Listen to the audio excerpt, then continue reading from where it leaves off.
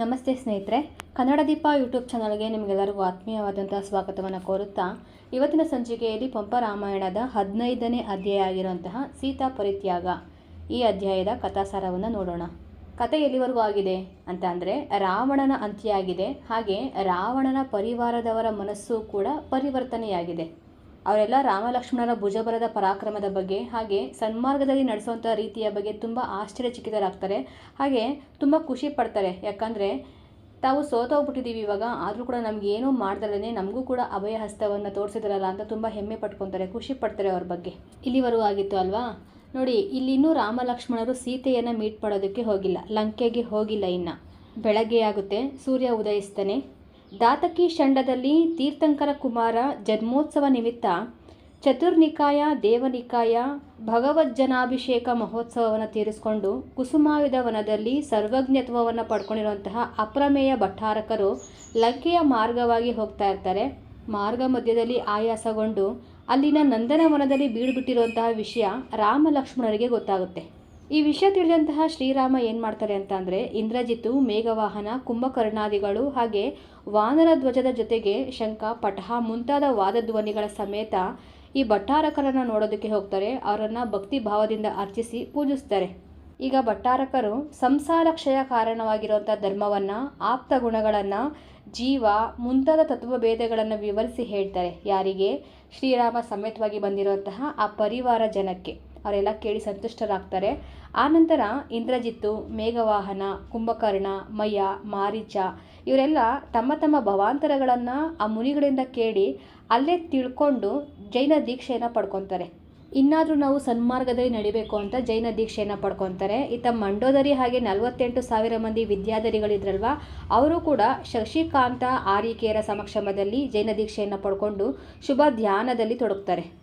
ಇಷ್ಟೆಲ್ಲ ಆದಮೇಲೆ ಬಲದೇವ ಮತ್ತು ವಾಸುದೇವ ಅಂದರೆ ಶ್ರೀರಾಮ ಮತ್ತು ಲಕ್ಷ್ಮಣ ಇಬ್ಬರು ಆ ಭಟ್ಟಾರಕರಿಗೆ ನಮಸ್ಕಾರವನ್ನು ಮಾಡಿ ಸುಗ್ರೀವ, ಅಂಗದ, ಪ್ರಭಾಮಂಡಲ, ಮರುತ್ಸುತ, ವಿರಾದಿತ ಮುಂತಾದ ಪ್ರಮುಖ ವಿದ್ಯಾಧರರ ಜೊತೆಗೆ ಗಜಾರೂಢರಾಗಿ ಹೊರಟು ಲಂಕೆಯ ಚೆಲುವಾದಂತಹ ಉಪವನದ ಕಡೆಗೆ ಹೋಗ್ತಾರೆ. ಅಲ್ಲಿ ಯಾರಿದ್ರು ಹೇಳಿ? ಸೀತಾಮಾತೆ ಇದ್ರಲ್ವಾ. ಲಂಕೆಯ ಪುರವನ್ನು ಹೊಕ್ಕು ರಾಜಬೀದಿಯಲ್ಲಿ ಬರಬೇಕಾದ್ರೆ ಅಲ್ಲಿ ಬೀಸುವಂಥ ತಂಗಾಳಿನೇ ಹೇಳ್ತಾ ಇತ್ತಂತೆ ಶ್ರೀರಾಮನಿಗೆ, ದೇವ ನಿಮ್ಮ ಜಾನಕಿ ಈ ಕಡೆ ಇರುವಳು ಅಂತ ಸೂಚನೆ ಕೊಡ್ತಾ ಇತ್ತಂತೆ. ಈಗ ಶ್ರೀರಾಮ ಕೂಡ ಅದೇ ದಿಕ್ಕಿನಲ್ಲಿ ಪ್ರಯಾಣವನ್ನು ಮುಂದುವರಿಸ್ತಾನೆ. ಮಂಜು ಸುರಿದು ಬಾಡಿದ ಅಂಬುಜ ಲತೆಯಂತಿರುವಂತಹ ಜಾನಕಿಯನ್ನು ನೋಡಿದ ಕ್ಷಣವೇ ಶ್ರೀರಾಮ ಉತ್ಸಾಹಗೊಂಡು ವಿಜಯಸ್ತಂಭೇರಮದಿಂದ ಧರೆಗಿಳಿದ್ಬಿಟ್ನಂತೆ. ಅಂದರೆ ಒಂದು ಅವಳನ್ನು ನೋಡಿರೋಂಥ ಖುಷಿ, ತುಂಬ ದಿನಗಳಾದಮೇಲೆ ಜಾನಕಿಯನ್ನು ನೋಡ್ತಿರೋಂಥ ಖುಷಿ, ಆನಂದ ಬಾಷ್ಪದಲ್ಲಿ ಅವನು ಮುಳುಗೋಗ್ಬಿಡ್ತಾನೆ, ಅಲ್ಲೇ ಕುಸ್ತು ಹೋಗ್ಬಿಡ್ತಾನೆ. ಈ ಕಡೆ ಸೀತೆ, ವಲ್ಲಭನ ಬರವನ್ನು ಕಂಡಂತಹ ಆ ಸೀತೆಗೆ ದೇಹ ಕಂಪಿಸೋಗ್ಬಿಡುತ್ತಂತೆ, ಮೈ ರೋಮಾಂಚನ ಆಯ್ತಂತೆ. ಕೈ ಮುಗಿದು ರಾಘವನ ಪದ್ಮಕಮಲಗಳಲ್ಲಿ ಮರಿದುಂಬಿಗಳಂತಿದ್ದಂತಹ ತನ್ನ ತಲೆಗೂದಲನ್ನು ಹರಡಿ ಅವನಿಗೆ ಶಿರಬಾಗಿ ನಮಸ್ಕಾರವನ್ನು ಮಾಡ್ತಿದ್ದಾಳೆ. ಆಗ ಆಕೆಯ ಪಾತಿವ್ರತ ಗುಣ ಸಮೃದ್ಧಿ, ದರ್ಶನ ಶುದ್ಧಿಗಳನ್ನು ಮನದುಂಬಿ ಸ್ತುತಿಸುತ್ತಾ ನಿರ್ಜರರು ಅವರ ಮೇಲೆ ಹೂ ಮಳೆಗರಿತಾರೆ, ನಾನಾ ಬಗೆಯಲ್ಲಿ ಪೂಜಿಸ್ತಾರೆ.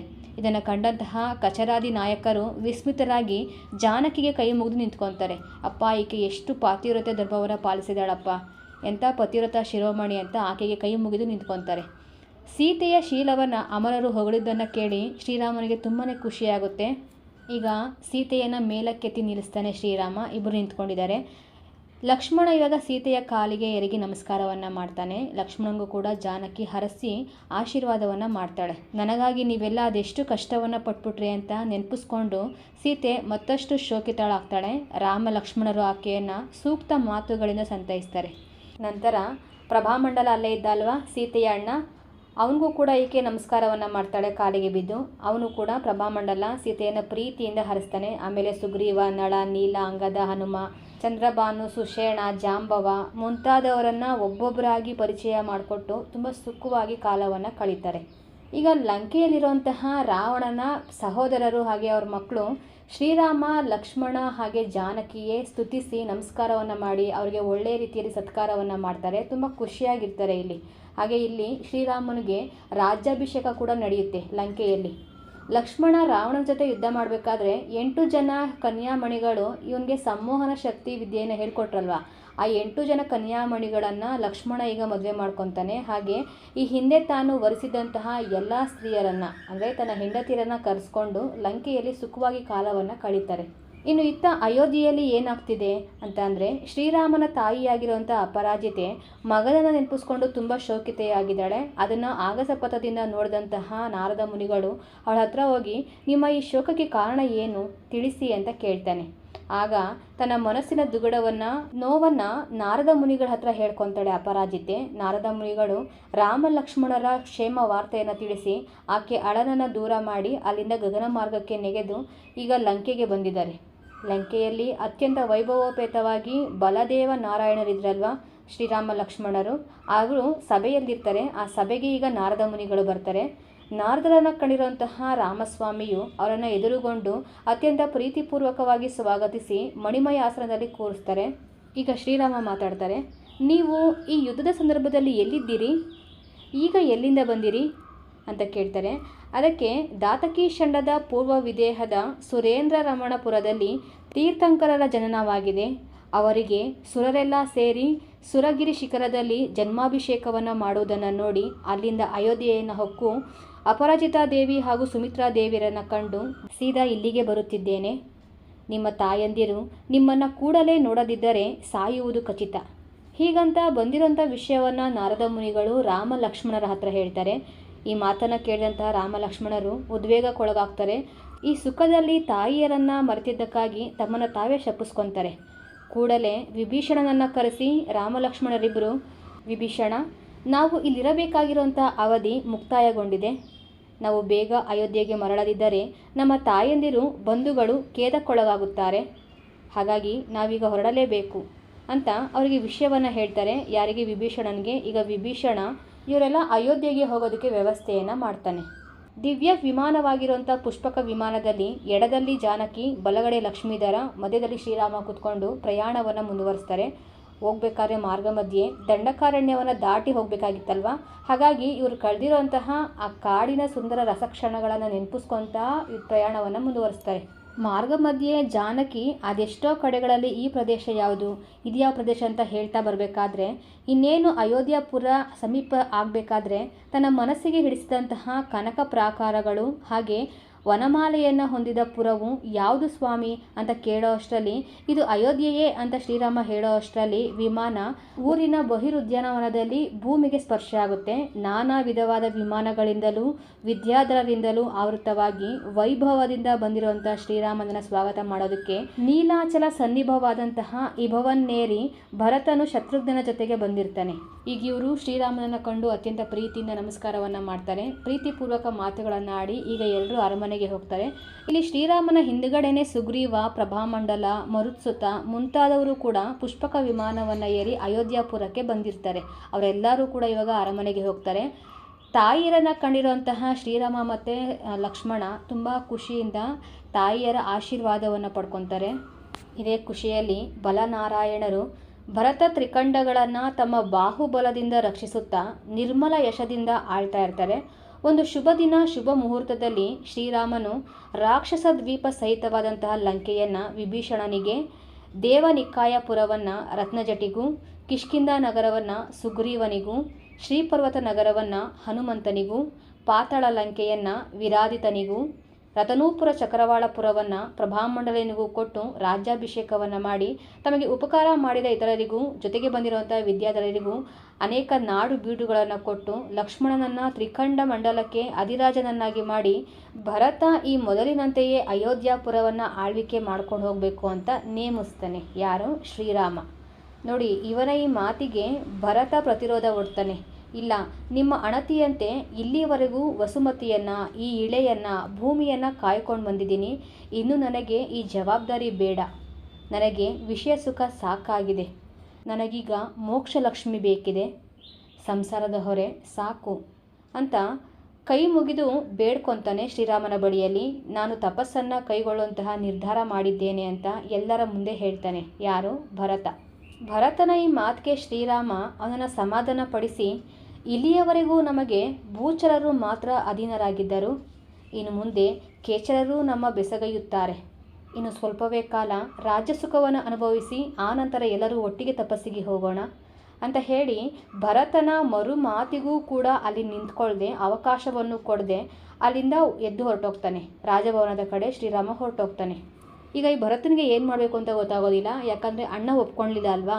ಈಗ ಏನು ಮಾಡೋದು ಅಂತ ಯೋಚನೆ ಮಾಡಬೇಕಾದ್ರೆ ಲಕ್ಷ್ಮಣ, ಕೈಕೆ, ವೈದೇಹಿ, ವಿಶಾಲ್ಯ ಸುಂದರಿ ಹಲವು ಮಂದಿ ಅಂತಃಪುರ ಸ್ತ್ರೀಯರೆಲ್ಲ ಭರತನ ಹಿಂದೆನೇ ಹೋಗಿ ತಪಸ್ಸನ್ನು ಮಾಡಬೇಡ, ಈಗಲೇ ಮಾಡಬೇಡಿ ತಪಸ್ಸನ್ನು ಅಂತ ಅವನ ಮನಸ್ಸನ್ನು ಬದಲಾವಣೆ ಮಾಡೋದಕ್ಕೆ ಪ್ರಯತ್ನ ಪಡ್ತಾರೆ.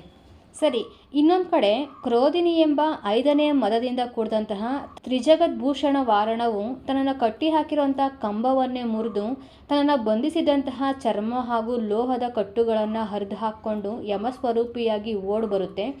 ಎಲ್ಲಿಗೆ ಬರ್ತಾ ಇದೆ? ಅದು ರಾಜಸಭೆಗೆ, ರಾಜಭವನದ ಕಡೆ ಬರ್ತಾ ಇದೆ. ಇಲ್ಲಿ ಭರತ ಇದ್ದ ಅಲ್ವಾ, ಭರತನನ್ನು ಕಂಡಂತಹ ಆ ಒಂದು ವಾರಣ ಅಂದರೆ ಆ ಗಜ ವಿಸ್ಮಯಕಾರವಾದಂತಹ ರೀತಿಯಲ್ಲಿ ಅದರ ಮದನೇ ಹಿಡಿದು ಹೋಗ್ಬಿಡುತ್ತೆ. ಭರತನನ್ನು ನೋಡಿದ ತಕ್ಷಣ ಅವನನ್ನು ಕಂಡು ಅದಕ್ಕೆ ಜಾತಿ ಸ್ಮರಣೆ ಉಂಟಾಗುತ್ತೆ. ಬಹುಶಃ ಯಾವುದೋ ಜನ್ಮದಲ್ಲಿ ಏನೋ ಸಂಬಂಧ ಇರಬೇಕು, ಹಾಗಾಗಿ ಅಷ್ಟೊಂದು ಕೋಪೋದ್ರಕ್ತವಾಗಿ ಬಂದಿರುವಂಥ ಆನೆ ಭರತನನ್ನು ನೋಡಿ ಸೈಲೆಂಟ್ ಆಗಿಬಿಡುತ್ತೆ. ಅವನನ್ನು ಕಂಡು ಸೊಂಡಿಲನ್ನು ಎತ್ತಿ ಹೊಡೆವಟ್ಟುತ್ತೆ. ಭರತ ವೈದೇಹಿ ಮತ್ತು ವಿಶಾಲ್ಯ ಸೌಂದರ್ಯರ ಜೊತೆಯಲ್ಲಿ ಅದನ್ನೇರಿ ಮಹಾವೈಭವದಿಂದ ರಾಜಭವನವನ್ನು ಹೋಗ್ತಾನೆ. ನೋಡಿ, ಯಾವುದು ಅತ್ಯಂತ ಕೋಪದಲ್ಲಿ ಬಂದಿತ್ತೋ ಅದೇ ಆನೆಯನ್ನು ಏರಿ ಭರತ ಈಗ ರಾಜಭವನಕ್ಕೆ ಬರ್ತಾನೆ. ಎಲ್ಲರೂ ಜೊತೆಯಾಗಿ ಆರೋಗಿಸಿ ಸುಖ ಸಲ್ಲಾಪಗಳಲ್ಲಿ ತೊಡಗುತ್ತಾರೆ. ಆದರೆ ತ್ರಿಜಗದ್ಭೂಷಣವು ಯಾಕೋ ಆಹಾರವನ್ನೇ ಸೇವಿಸ್ತಾ ಇರೋದಿಲ್ಲ. ಲಾಯದ ಕೆಲಸಗಾರರು ಬಂದು ಶ್ರೀರಾಮನ ಹತ್ರ ಹೇಳ್ತಾರೆ, ಈ ಥರ ಆ ಆನೆ ಯಾಕೋ ಊಟನೇ ಮಾಡ್ತಾ ಇಲ್ಲ, ಯಾವಾಗಲೂ ಸಪ್ಪಗೆ ಇರುತ್ತೆ ಅಂತ ಬಂದು ಅದರ ಅಳಲನ್ನು ಸೇವಕರು ಬಂದು ಶ್ರೀರಾಮನ ಹತ್ರ ಹೇಳ್ಕೊತಾರೆ. ಇದನ್ನು ಕೇಳಿದಂಥ ಶ್ರೀರಾಮ ಲಕ್ಷ್ಮಣರಿಗೆ ತುಂಬಾ ಆಶ್ಚರ್ಯ ಆಗುತ್ತೆ. ಅದೇ ಹೊತ್ತಿಗೆ ಒಬ್ಬ ಋಷಿ ನಿವೇದಕ ಇವ್ರ ಹತ್ರ ಬಂದ್ಬಿಟ್ಟು ಸಾಷ್ಟಾಂಗ ನಮಸ್ಕಾರವನ್ನು ಮಾಡಿ, ದೇವ, ಮಹೇಂದ್ರೋದ್ಯಾನವನಕ್ಕೆ ದೇಶಭೂಷಣ ಭಟ್ಟಾರಕರು ಬಂದು ಬೀಡು ಬಿಟ್ಟಿದ್ದಾರೆ ಅಂತ ಹೇಳ್ತಾನೆ. ಅದನ್ನು ಕೇಳಿದ ತಕ್ಷಣವೇ ಶ್ರೀರಾಮ ಸಿಂಹಾಸನದಿಂದ ಕೆಳಗಡೆ ಇಳಿದು ಆ ದಿಕ್ಕಿಗೆ ಮುಖ ಮಾಡಿ ಕೈ ಮುಗಿದು ಋಷಿ ನಿವೇದಕನಿಗೆ ಕಾಮಧೇನುವಿನಂತೆ ಕಾಣಿಕೆಗಳನ್ನು ಕೊಡ್ತಾನೆ. ಆನಂತರ 4 ಅಣ್ಣ ತಮ್ಮಂದಿರು ತ್ರಿಜಗದ್ಭೂಷಣ ಗಜವನ್ನು ಏರಿ ಅಪರಾಜಿತೆ ಮೊದಲಾದಂತಹ 4 ತಾಯಂದಿರು, ಜಾನಕಿ ಮುಂತಾದ ಅಂತಃಪುರ ಸ್ತ್ರೀಯರು ಮತ್ತು ಸುಗ್ರೀವ ಮೊದಲಾದ ಸಕಲ ವಿದ್ಯಾಧರ ವಲ್ಲಭರ ಜೊತೆಗೆ ಭಕ್ತಿಯಿಂದ ಮುನಿಗಳಿರುವಂಥ ಜಾಗಕ್ಕೆ ಬಂದು ದೂರದಲ್ಲಿಯೇ ವಾಹನದಿಂದ ಕೆಳಗಡೆ ಇಳಿದು ರಾಜಚಿಹ್ನೆಗಳನ್ನು ಅಲ್ಲಿಯೇ ಬಿಟ್ಟು ಭಟ್ಟಾರಕರನ್ನು 3 ಬಾರಿ ಪ್ರದಕ್ಷಿಣೆಗೈದು ದಿವ್ಯಾರ್ಚನೆಗಳನ್ನು ನೆರವೇರಿಸಿ ತಮ್ಮ ನಿಯಮಿತ ಸ್ಥಾನಗಳಲ್ಲಿ ಬಂದು ಕೂತ್ಕೊತಾರೆ. ಅದಾದಮೇಲೆ ಧರ್ಮಶ್ರವಣಾನಂತರ ಶ್ರೀರಾಮ ತ್ರಿಜಗದ್ಭೂಷಣ ವಾರಿಯು 4 ದಿನಗಳಿಂದ ಆಹಾರ ಸೇವನೆ ಮಾಡದಿರಲು ಕಾರಣವೇನು ತಿಳಿಸಿಕೊಡಿ ಅಂತ ದೇಶಭೂಷಣ ಕೇವಲಿಗಳ ಹತ್ರ ಕೇಳ್ಕೊತಾರೆ. ಈಗ ಮುನಿಗಳು ತನ್ನ ಕೈವಲ್ಯ ಜ್ಞಾನದಿಂದ ಆನೆಯ ಭವಾವಳಿಗಳ ಬಗ್ಗೆ ಹೇಳ್ತಾ ಇದ್ದಾರೆ. ವಿನೀತ ನಗರದಲ್ಲಿನ ಸುಪ್ರಭಾ ಮತ್ತು ಆತನ ಹೆಂಡತಿ ಪ್ರಹ್ಲಾದಿನಿಯರ ಮಕ್ಕಳು ಸೂರ್ಯೋದಯ ಮತ್ತು ಚಂದ್ರೋದಯ. ಅವರು ವೃಷಭಸ್ವಾಮಿಗಳ ಸಮಕ್ಷಮದಲ್ಲಿ ದೀಕ್ಷೆಯನ್ನು ಕೈಗೊಳ್ತಾರೆ. ಆದರೆ ತಪಸ್ಸಿನ ತೀಕ್ಷ್ಣತೆಯನ್ನು ಸಹಿಸಲಾರದೆ ತಾಪಸರಾಗಿದ್ದರೂ ಕೂಡ ಮರೀಚಿಯೊಡನೆ ಸೇರಿ ಕುಧರ್ಮ ಚಟುವಟಿಕೆಗಳಲ್ಲಿ ತೊಡಗಿದ್ರು. ಘೋರ ಸಂಸಾರ ಕೂಪದಲ್ಲಿ ಮುಳುಗಿ ಪಾಪಗಳನ್ನು ಮಾಡಿ ನಾನಾ ಭವಗಳನ್ನು ಪಡಿತಾರೆ. ಕೊನೆಗೆ ಕುರುಜಾಂಗಣ ವಿಷಯದ ಗಜಪುರದ ರಾಜನಾಗಿರುವಂತಹ ಹರಿಪತಿ ಮತ್ತವನ ಪತ್ನಿ ಚಂದ್ರಾನನೆಯರಿಗೆ ಚಂದ್ರೋದಯನು ಕುಲಂಕರ ಎಂಬ ಹೆಸರಿನಲ್ಲಿ ಮಗನಾಗಿ ಹುಟ್ಟಿದ್ರೆ, ಅದೇ ಊರಿನಲ್ಲಿ ಸೂರ್ಯೋದಯ ಕೂಡ ವಿಶ್ವಾವಸು ಎಂಬ ಬ್ರಾಹ್ಮಣನಿಗೆ ಮೂಢಶ್ರುತಿ ಎಂಬ ಮಗನಾಗಿ ಜನಿಸ್ತಾನೆ. ಕುಲಂಕರನು ರಾಜನಾದ ಮೇಲೆ ಮೂಢಶ್ರುತಿಯು ಅವನನ್ನು ಪುರೋಹಿತನನ್ನಾಗಿ ಮಾಡ್ಕೊತಾನೆ. ಈ ರಾಜ ಕುಲಂಕರ ಏನು ಮಾಡ್ತಿದ್ದ ಗೊತ್ತಾ? ಯಾರೆಲ್ಲ ಹಿಂಸೆ ಮಾಡ್ತಿದ್ದಲ್ವ ಆ ಹಿಂಸಾ ಜನಗಳಿಗೆ ತಾಪಸ ರೂಪವನ್ನು ತೊಡಿಸಿ ಅವರನ್ನೇ ತನ್ನ ಗುರುಗಳು ಅಂತ ಜನರು ನಂಬುವಂತೆ ಮಾಡ್ತಾ ಇದ್ದ. ಈ ರೀತಿಯಲ್ಲಾದರೂ ಅವರು ಹಿಂಸೆ ಮಾಡಬಾರ್ದು ಅನ್ನೋ ಕಾರಣಕ್ಕೆ. ಇನ್ನು ಇವನ ಪತ್ನಿಯಾಗಿರುವಂತಹ ದುಶ್ಶೀಲೆಯಾದಂತಹ ಶ್ರೀಮತಿ ಅನ್ನೋಳು ತನಗೆ ಬೇಕಾದವರ ಜೊತೆಯಲ್ಲಿ ಸೇರುವಂತಹ ಪಾಂಡ್ವೆಯಾಗಿದ್ಲು, ಕೆಟ್ಟ ಹೆಂಗಸಾಗಿದ್ಲು. ಅವಳಿಗೆ ತಿಳಿ ಹೇಳ ಬಂದಿರೋಂತಹ ಗಂಡನಿಗೂ ಹಾಗೆ ಪುರೋಹಿತನಿಗೂ ವಿಷವನ್ನು ಇಕ್ಕಿ ಕೊಂದು ಹಾಕ್ತಾಳೆ ಆಕೆ. ಈ ರೀತಿ ಸತ್ತಿರುವಂಥ ಕುಲಂಕರ ನೆಕ್ಸ್ಟ್ ಜನ್ಮದಲ್ಲಿ ಮೊಲವಾಗಿ, ಮೂಢಶ್ರುತಿಯು ಮುಂಗುಸಿಯಾಗಿಯೂ ಜನ್ಮವನ್ನು ತಾಳ್ತಾರೆ. ಮುಂದಿನ ಭವದಲ್ಲಿ ಅನುಕ್ರಮವಾಗಿ ಕಪ್ಪೆ ಮತ್ತು ಆನೆಗಳಾಗ್ತಾರೆ. ಕಪ್ಪೆಯನ್ನು ಆನೆ ಮೆಟ್ಟಿದಾಗ ಅದು ಸತ್ತು ಏಡಿಯಾಗಿ ಹುಟ್ಟುತ್ತೆ. ಆನೆಯು ಸತ್ತು ಕಾಗೆಯಾಗಿ ಹುಟ್ಟಿ ಏಡಿಯನ್ನು ತಿಂದು ಹಾಕ್ಬಿಡುತ್ತೆ. ಸತ್ತ ಏಡಿ ಈಗ ಹುಂಜವಾಗಿ ಹುಟ್ಟಿದೆ. ಕಾಗೆನೂ ಕೂಡ ಸತ್ತು ಬೆಕ್ಕಾಗಿದೆ. ಆ ಬೆಕ್ಕು ಹುಂಜವನ್ನು ತಿಂದು ಹಾಕ್ಬಿಡುತ್ತೆ. ಈ ರೀತಿ ಕುಲಂಕರನು 3 ಬಾರಿ ಹುಂಜವಾಗಿಯೂ ಮೂಢಶ್ರುತಿಯು 3 ಬಾರಿ ಬೆಕ್ಕಾಗಿಯೂ ಜನ್ಮ ತಾಳಿದ್ರು. 3 ಬಾರಿಯೂ ಹುಂಜವು ಸತ್ತು ಕೊನೆಗೆ ಕುಲಂಕರನು ಮೀನಾಗಿ ಹುಟ್ಟುತ್ತಾನೆ. ಮೂಢಶ್ರುತಿಯು ಆ ಜನ್ಮದಲ್ಲಿ ಮೊಸಳೆಯಾದ. ಕರ್ಮ ಪ್ರೇರಣೆಯನ್ನು ಯಾರು ತಾನೇ ವಿವರಿಸಬಲ್ಲರು? ಶತ್ರುವೇ ಗೆಳೆಯನಾಗಬಹುದು, ಸ್ನೇಹಿತನು ಮಹಾವೈರಿ ಎನಿಸಬಹುದು. ಹೀಗೆ ಮೊಸಳೆಯಾದ ಮೂಢಶ್ರುತಿ ಹಾಗೆ ಮೀನಾಗಿ ಹುಟ್ಟಿದ್ದ ಕುಲಂಕರನನ್ನು ಒಬ್ಬ ಬೆಸ್ತನು ಕೊಂದಾಗ ಅಲ್ಲಿ ಸತ್ತು ಮರುಜನ್ಮದಲ್ಲಿ ಮೂಢಶ್ರುತಿಯು ರಾಜಗೃಹದಲ್ಲಿ ಬಹಾಶ್ವ ಜಲೂಕೆ ಎಂಬ ಬ್ರಾಹ್ಮಣ ದಂಪತಿಗಳಿಗೆ ವಿನೋದ ಎಂಬ ಮಗನಾಗಿ ಹುಟ್ಟುತ್ತಾನೆ. ಮೂಢಶ್ರುತಿ ಇವಾಗ ವಿನೋದ ಅನ್ನೋ ಮಗನಾಗಿ ಹುಟ್ಟಿದ್ದಾನೆ ಬ್ರಾಹ್ಮಣ ದಂಪತಿಗೆ. ಇನ್ನಿಲ್ಲಿ ಮೀನಾಗಿರುವಂಥ ಕುಲಂಕರ ಕೂಡ ಇದೇ ಬ್ರಾಹ್ಮಣ ದಂಪತಿಗಳಿಗೆ ರಮಣ ಎಂಬ ಹೆಸರಿನ ಮಗನಾಗಿ ಹುಟ್ಟುತ್ತಾನೆ. ಇವಾಗಿಬ್ಬರು ಅಣ್ಣ ತಮ್ಮಂದಿರಾದರು. ವಿನೋದ ಮತ್ತು ರಮಣ ಇಬ್ಬರು ಇವಾಗ ಒಂದೇ ತಾಯಿಯ ಹೊಟ್ಟೆಯಲ್ಲಿ ಹುಟ್ಟಿದ್ದಾರೆ. ಈ ರಮಣ ಕಾಲಕ್ರಮೇಣ ದೂರ ದೇಶಗಳಿಗೆ ಹೋಗಿ ವೇದವಿದನಾಗಿ ಮರಳಿ ಬರಬೇಕಾದ್ರೆ ತನ್ನ ಹಳ್ಳಿಯಾದ ರಾಜಗೃಹದ ಹೊರವಲಯಕ್ಕೆ ಬರ್ತಾನೆ. ಅಷ್ಟೊತ್ತಿಗೆ ಸೂರ್ಯ ಮುಳುಗಿ ದಟ್ಟವಾದಂಥ ಕತ್ತಲೆ ಕವಿದಿರುತ್ತೆ. ಹಾಗಾಗಿ ಅವನು ಮುಂದುವರಿಯೋಕ್ಕೆ ಆಗ್ದಲೇ ಯಕ್ಷಗೃಹದಲ್ಲಿ ಮಲ್ಕೊತಾನೆ. ಈ ರಮಣ ಏನೋ ಓದಕ್ಕೆ ಹೋಗಿದ್ದ, ಆದರೆ ವಿನೋದ ಯಾವುದೇ ಓದು ಬರಹ ಕಲ್ತಿರ್ಲಿಲ್ಲ ಅಲ್ವಾ, ಅವನಿಗೆ ಮದುವೆ ಆಗಿತ್ತು. ರಮಣನ ಅಣ್ಣ ವಿನೋದನ ಹೆಂಡತಿ ಸಮಿತೆ ಕೂಡ ತನ್ನ ಪ್ರಿಯಕರನಿಗೋಸ್ಕರ ಕಾಯುತ್ತಾ ಅಲ್ಲಿಯೇ ಅಂದರೆ ಆ ಯಕ್ಷಗೃಹದ ಸಮೀಪದಲ್ಲಿಯೇ ಆ ಕತ್ತಲೆಯಲ್ಲಿ ಕಾಯ್ತಾ ಕುಂತಿರ್ತಾಳೆ. ಗಂಡನಿಗೋಸ್ಕರ ಕಾಯ್ತಾ ಇರಲಿಲ್ಲ, ಬದಲಾಗಿ ಪ್ರಿಯಕರನಿಗೋಸ್ಕರ ಕಾಯ್ತಾ ಕೂತಿರ್ತಾಳೆ. ಅವಳನ್ನು ಸೇರಲು ಬರ್ತಿರೋಂತಹ ಅಶೋಕ ದತ್ತನೆಂಬ ಅವಳ ಪ್ರಿಯಕರನನ್ನು ಒಬ್ಬ ತಳಾರ ಹಿಡ್ಕೊಂಡು ಕೊಂದು ಹಾಕ್ಬಿಟ್ಟಿರ್ತಾನೆ. ಯಾಕಂದರೆ ಕತ್ಲಲ್ಲಿ ಈ ಥರ ಸಂಚಾರ ಮಾಡಿದ್ರೆ ತಳಾರರ ಕೆಲಸ ಏನು? ಪಟ್ಟಣವನ್ನು ಅಥವಾ ಊರನ್ನು ಕಾಯುವಂಥ ಕೆಲಸ ಅಲ್ವಾ? ಹಾಗಾಗಿ ಇವನು ಯಾರೋ ಕಳ್ಳ ಇರಬೇಕು ಅಂತ ಅವನನ್ನು ಕೊಂದು ಹಾಕ್ಬಿಟ್ಟಿರ್ತಾನೆ ತಳಾರ. ಇದು ಆ ವಿನೋದನ ಹೆಂಡತಿಗೆ ಗೊತ್ತಿರೋದಿಲ್ಲ. ಆಕೆ ಅಲ್ಲಿ ಕಾಯ್ತಾನೆ ಇರ್ತಾಳೆ. ಈ ಕಡೆ ವಿನೋದನಿಗೆ ತನ್ನ ಹೆಂಡತಿಯ ಚಾಳಿ ಗೊತ್ತಿತ್ತಲ್ವ, ಆದ್ದರಿಂದ ಅವಳನ್ನು ಹಿಂಬಾಲಿಸ್ಕೊಂಡು ಅವನು ಕೂಡ ಹಿಂದೆಯೇ ಬಂದಿರ್ತಾನೆ. ಯಾರ ಹಿಂದೆ? ತನ್ನ ಹೆಂಡತಿಯ ಹಿಂದೆ ವಿನೋದ ಕೂಡ ಅವಳನ್ನೇ ಹಿಂಬಾಲಿಸ್ಕೊಂಡು ಬಂದಿರ್ತಾನೆ. ಆದರೆ ಇವನು ಬರ್ತಿದ್ದಾನೆ ಅಂತ ಹೆಂಡತಿಗೆ ಗೊತ್ತಿರೋದಿಲ್ಲ. ಕತ್ಲು ಬೇರೆ ಆಗಿದೆ ಅಲ್ವಾ, ಪ್ರಿಯಕರ ಬಂದಿರೋದಿಲ್ಲ ಅಶೋಕ ದತ್ತ. ಇಲ್ಲಿ ರಮಣ ಅಣ್ಣನ ಹೆಂಡತಿ ಹತ್ರ ಮಾತಾಡ್ತಾ ಇರ್ತಾನೆ. ಈ ಕತ್ತಲ್ಲಿ ಇಲ್ಲೇನು ಮಾಡ್ತಾ ಇದ್ದೀರಾ, ಯಾರು ನೀವು ಅಂತ ಕೇಳ್ತಾ ಏನೋ ಮಾತಾಡ್ತಾ ಇರ್ತಾನೆ. ಇವಳು ಮಾತಾಡ್ತಾ ಇರೋಂತಹ ಆ ರಮಣನೇ ಈಕೆಯ ಪ್ರಿಯಕರ ಅಂತ ಅಂದ್ಕೊಂಡು ಕತ್ಲಲ್ಲಿ ಆ ವಿನೋದ ನೋಡ್ದಲೇ ತನ್ನ ಹೆಂಡತಿಯ ಪ್ರಿಯಕರ ಪ್ರಾಣಕಂತ ಇವನೇ ಅಂದ್ಕೊಂಡು ತನ್ನ ತಮ್ಮನನ್ನೇ ಕೊಂದು ಹಾಕ್ಬಿಡ್ತಾನೆ. ರಮಣನನ್ನು ಕೊಂದು ಹೆಂಡತಿಯನ್ನು ಮನೆಗೆ ದರದರ ಅಂತ ಎಳ್ಕೊಂಬರ್ತಾನೆ. ಅಲ್ಲಿ ತಮ್ಮ ಸತ್ತೋಗಿದ್ದಾನೆ, ಹೆಂಡತಿಯನ್ನು ಮನೆಗೆ ವಾಪಸ್ಸು ಕರ್ಕೊಂಬಂದಿದ್ದಾನೆ. ಹೋಗ್ಲಿ, ಇನ್ಮೇಲಾದರೂ ಇವ್ರು ಚೆನ್ನಾಗಿರ್ತಾರ ಅಂತ ಅಂದರೆ ಇಲ್ಲ. ಈಕೆ ಏನು ಮಾಡ್ತಾಳೆ, ಗಂಡನನ್ನೇ ಸಾಯಿಸ್ಬಿಡ್ತಾಳೆ, ವಿನೋದನನ್ನು ಸಾಯಿಸ್ತಾಳೆ. ಈಗ ಸತ್ತಿರೋಂಥ ಅಣ್ಣ ತಮ್ಮದಿರಿಬ್ಬರು ಕೂಡ ಹಲವು ಜನ್ಮಗಳನ್ನು ಎತ್ತಿ ದೊಡ್ಡ ಅರಣ್ಯವೊಂದರಲ್ಲಿ ಎಮ್ಮೆಗಳಾಗಿ ಹುಟ್ಟುತ್ತಾರೆ. ಪರಸ್ಪರ ಅಲ್ಲೂ ಕೂಡ ಕಾದಾಡಿ ಸತ್ತು ಕರಡಿಗಳಾಗಿ ಮತ್ತೆ ಹುಟ್ಟುತ್ತಾರೆ. ಕಾಡ್ಗಿಚ್ಚಿನಲ್ಲಿ ಈ ಕರಡಿಗಳು ಬೆಂದು ಹೋಗಿ ಮರುಜನ್ಮದಲ್ಲಿ ಇಬ್ಬರು ಬೇಡನ ಮಕ್ಕಳಾಗಿ ಹುಟ್ಟುತ್ತಾರೆ. ಸಾಕಷ್ಟು ಪಾಪಗೈದು ವನಚರರೊಡನೆ ಕಾದಾಡಿ ಅಲ್ಲೂ ಕೂಡ ಸತ್ತು ಈಗ ಹುಲ್ಲೆಗಳಾಗಿ ಇವರಿಬ್ಬರು ಜನಿಸ್ತಾರೆ. ಒಬ್ಬ ಬೇಡ ಇವರನ್ನು ಸೆರೆ ಹಿಡಿದು ಒತ್ಕೊಂಡು ಹೋಗಬೇಕಾದ್ರೆ ಸ್ವಯಂಭೂತಿ ರಥನೆಂಬ ರಾಜ ವಿಮಲ ಜಿನನಾಥನನ್ನು ವಂದಿಸಿ ಬರಬೇಕಾದ್ರೆ ಈ ಹುಲ್ಲೆಗಳನ್ನು ಕಂಡು ಬೇಡನಿಂದ ಅವುಗಳನ್ನು ಪಡ್ಕೊಂಡು ಅರಮನೆಗೆ ಕರ್ಕೊಂಬಂದು ಜಿನಾಲಯದಲ್ಲಿ ಇಟ್ಟು ಬೆಳೆಸ್ತಾನೆ. ಅಲ್ಲಿ ರಮಣನಾಗಿರುವಂತಹ ಆ ಹುಲ್ಲೆ ಋಷಿಗಳ ಸಹವಾಸದಿಂದ ಮನಸ್ಸನ್ನು ಶುಚಿತ್ವಗೊಳಿಸ್ಕೊಂಡು ಸತ್ತ ನಂತರ ದೇವಲೋಕಕ್ಕೆ ಹೋಗ್ತಾರೆ. ಯಾರು? ರಮಣ. ಆದರೆ ಈ ಹುಲ್ಲೆಯ ಜೊತೆಗೆ ವಿನೋದನಾಗಿರುವಂಥ ಹುಲ್ಲೆ ಕೂಡ ಇತ್ತಲ್ವ, ಅದು ಯಾವುದೇ ರೀತಿಯಾದಂಥ ಮನಸ್ಸನ್ನು ಪರಿವರ್ತನೆ ಮಾಡ್ಕೊಳ್ಳಲಿಲ್ಲ. ಅಲ್ಲಿ ಸತ್ತು ನಾನಾ ಜನ್ಮಗಳನ್ನು ಎತ್ತಿ ಕರ್ಮವನ್ನು ಕಳ್ಕೊಂಡು ನಂತರದಲ್ಲಿ ಕಾಂಪಿಲ್ಯ ನಗರದ ಧನದತ್ತನೆಂಬ ವ್ಯಾಪಾರಿಯಾಗಿ ಹುಟ್ಟುತ್ತಾನೆ. ಯಾರು? ವಿನೋದ. ಕಾಂಪಿಲ್ಯ ನಗರದ ಧನದತ್ತನೆಂಬ ವ್ಯಾಪಾರಿಯಾಗಿ ಹುಟ್ಟುತ್ತಾನೆ. 32 ಕೋಟಿ ವರಹಗಳಿಗೆ ಅಧಿಪತಿಯಾಗ್ತಾನೆ ಧನದತ್ತ. ದೇವನಾಗಿದ್ದಂತಹ ರಮಣ ಈಗ ಈ ಧನದತ್ತನಿಗೆ ಮಗನಾಗಿ ಭೂಷಣ ಅನ್ನೋ ಹೆಸರಿನ ಮಗನಾಗಿ ಜನಿಸ್ತಾನೆ. ಈ ಭೂಷಣನು ಯಾವಾಗ ಜಿನಮುನಿಯನ್ನು ನೋಡ್ತಾನೋ ಆ ನೋಡಿದಾಕ್ಷಣವೇ ದೀಕ್ಷೆಯನ್ನು ಕೈಗೊಳ್ತಾರೆ ಅಂತ ನೈಮಿತ್ತಿಕರು ಇವನ ಬಗ್ಗೆ ಭವಿಷ್ಯವನ್ನು ನುಡಿದ್ಬಿಡ್ತಾರೆ. ಧನದತ್ತ ಈ ಮಾತು ಕೇಳಿ ಮಗನಲ್ಲಿ ದೀಕ್ಷೆ ಪಡ್ಕೊಂಡ್ಬಿಡ್ತಾನೋ ಅಂತ ಹೆದರ್ಕೊಂಡು ಅವನ ಕಣ್ಣಿಗೆ ಯಾವ ಮುನಿಗಳು ಕೂಡ ಬೀಳದಂತೆ ಎಚ್ಚರಿಕೆಯನ್ನು ವಹಿಸ್ಕೊತಾರೆ. ಹಾಗಿದ್ರೆ ಈ ಭೂಷಣ ಯಾವುದೇ ಋಷಿಮುನಿಗಳನ್ನು ನೋಡೋದಿಲ್ವಾ? ನೋಡಿದ್ರೂ ಕೂಡ ಇವನು ಜೈನ ದೀಕ್ಷೆಯನ್ನು ಪಡ್ಕೊಳ್ಳೋದ್ರಲ್ಲಿ ಸಫಲನಾಗ್ತಾನ ಅಥವಾ ಇವನ ತಂದೆ ಧನದತ್ತ ಇವನನ್ನು ತಡೀತಾನ? ಈ ಎಲ್ಲ ಕಥಾಸಾರವನ್ನು ಮುಂದಿನ ಸಂಚಿಕೆಯಲ್ಲಿ ತಿಳ್ಕೊಳ್ಳೋಣ. ನೋಡಿ, ನಾವಿಲ್ಲಿ ತ್ರಿಜಗದ್ಭೂಷಣ ಅನ್ನೋ ಆನೆಯ ಭವಾವಳಿಯ ಬಗ್ಗೆ ಕೇಳ್ತಾ ಇರೋದು. ಶ್ರೀರಾಮ ಭಟ್ಟಾರಕರ ಹತ್ರ ಈ ಆನೆ ಯಾಕೆ 3 ದಿನದಿಂದ ಉಪವಾಸ ಇದೆ, ಯಾಕೆ ಊಟ ಮಾಡ್ತಾ ಇಲ್ಲ? ಭರತನನ್ನು ನೋಡಿದ ತಕ್ಷಣ ಇದಕ್ಕೆ ಜಾತಿ ಸ್ಮರಣೆ ಉಂಟಾಯಿತು, ಹಾಗಿದ್ರೆ ಇದರ ಭವಾವಳಿ ಏನು ವಿವರಿಸಿ ಅಂತ ಭಟ್ಟಾರಕರ ಹತ್ರ ಕೇಳ್ಕೊತಾರಲ್ವಾ, ಅದರ ಎಲ್ಲ ಕಥಾಸಾರವನ್ನು ಈಗ ನಾವು ತಿಳ್ಕೊತಾ ಇರೋದು. ಓಕೆನಾ?